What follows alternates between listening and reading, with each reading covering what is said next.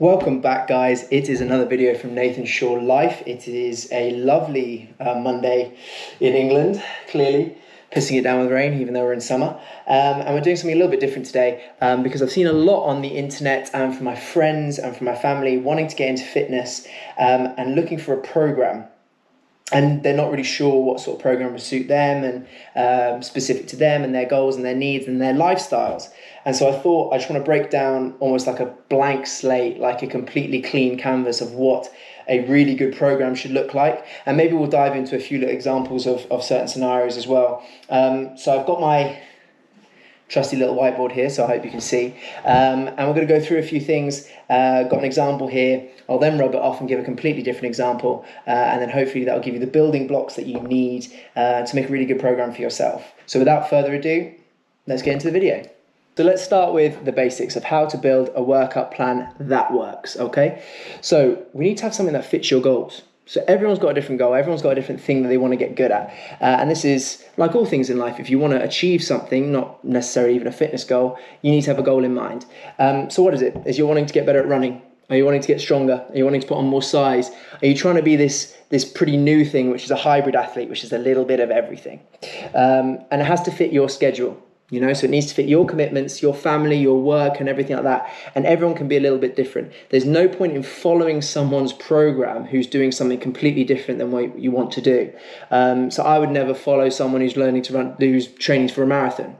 It doesn't have an interest to me yet.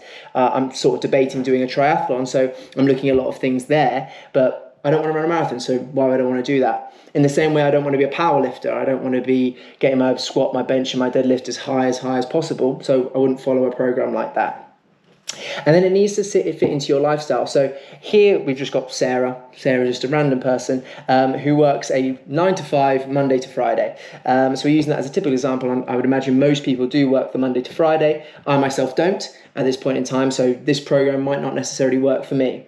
But in this instance, Sarah is working 9 to 5, Monday to Friday. And she's looking to lose 3 kilos of fat. So it's a specific goal. And she's looking to run 10K in under an hour. It's a very achievable target, particularly if she's someone who's been doing running for, if someone came to me with this target, I would say that they've been running for a little while, they've been doing gym work for a little while, so they do know their way around a few things, but they're missing a bit of sort of specificity with their work. They need to just sort of like lock in and find a few things. So I broke down the week here and I put nice little magnets on the days that they were training. So for Sarah, I was training Monday, and this is just a suggestion, but training Monday, Tuesday, Thursday, and Saturday. 4 times a week, and then you have your rest days on Wednesday, Friday, and Sunday.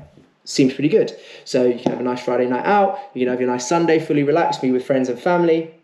Wednesday, midweek, no one really wants it. It's called hump day for a reason.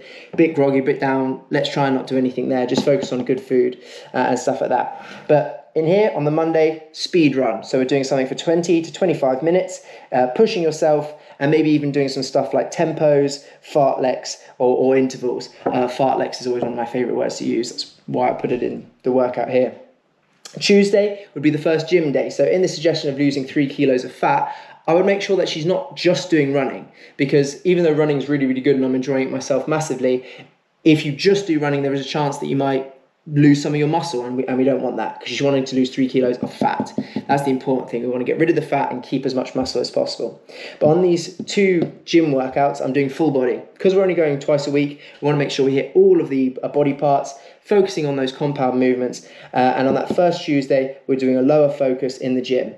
Then got a rest day, recovering from that fast run and that lower body workout. That should be good food, good relaxing. You've got your 9 to 5 job, but you can maybe do a stretch at home, something like that. On Thursday, we've got another full body, but we're focusing on the upper body now. So a really simple way of doing this one would be bottom to top. So squats, deadlifts, working up to bench press to keep it simple. And then on Thursday, bench press, working down, maybe going to lunges, maybe going to RDLs, throwing in a few more exercises. We won't break down the actual individual exercises on the day. We've then got a rest on Friday because we're doing our long run on Saturday. So that is an hour long, heart rate focused, looking at zone sort of 3 and 4. And if you don't know what I'm talking about, zones and heart rates, you basically just need to Google what's 220 minus your age, and then it'll figure out your heart rate zones for you. And then on Sunday, we've got that lovely rest day as well.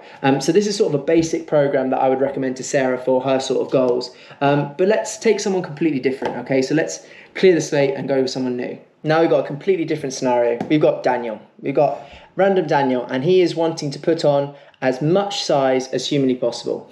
And he's a complete newbie. Maybe he's 15, 16 years old. It's his first time in the gym. He's seen people on social media and he thought, yeah, that's what I want a bit of. So I'm probably a little bit different than how a lot of other coaches would set them up. But because they're young, they're inexperienced, they should learn that they can do the littlest amount of work and still get the most amount of reward because they're a complete newbie and they'll have those newbie gains. So for me personally, I would have a Monday, Wednesday and Saturday split. And on the Tuesday, Thursday, Friday, Saturday, Tuesday, Thursday, Friday and Sunday, I'd be resting. Bear in mind, when you're 15, 16, you've also probably got commitments with school. You've also probably got sports commitments and stuff like that. And you don't ever want to stop playing sport. Even gym should sort of be a supplement if you're playing sport rather than just completely putting all eggs in one basket and going just to gym workouts. So I would do an upper workout on the Monday, a lower workout on the Wednesday, and a full workout on the Saturday. And I would again be focusing on these compound movements. Now, compound movements are exercises that utilize multiple muscle areas. So we're talking your bench presses, your squats, your deadlifts, your lunges, your pull-ups, things like that. We try and reduce the amount of isolations that we were doing. And this program might sort of stick with Daniel for 6 months, and you'll see a massive amount of gains, particularly if he focuses on food, which is high protein, and being in 150 to 300 calorie surplus.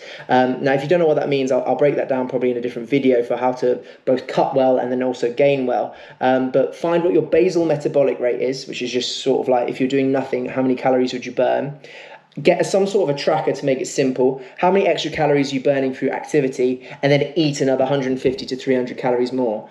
Don't dirty bulk. Even when you're learn to get into the discipline of eating good foods. And then also when you're cutting, then keeping those good foods in your diet because your body will thank you for it. And even though I've changed to Daniel and stuff like that, you can clearly see that you should like, comment and subscribe to Nathan Shaw Life, which is my handle on all of my social media platforms.